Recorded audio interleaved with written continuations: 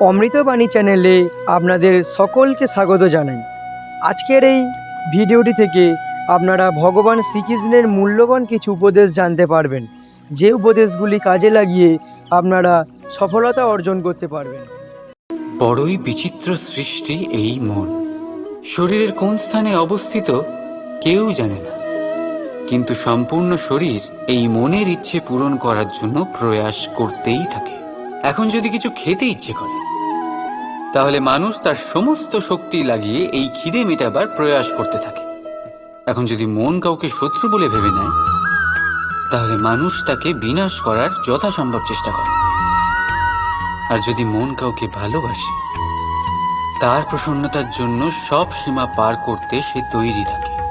কিন্তু জীবন সুখী করতে হলে এটা আবশ্যক যে মন যেন খালি থাকে, এই বাঁশির মতো। ভেতরে কিচ্ছু নেই, না সুর আছে না তাল, তবেই ফুঁ দিলে স্বর বেরোয় এর থেকে। একইভাবে নিজের মনকে ভাবনামুক্ত রাখা অতি আবশ্যক। মনে রাখবেন, মনের মধ্যে যদি কিছু ভরে রাখে, তাহলে মন ভরে বাঁচতে পারবেন না। রাধা রাধা।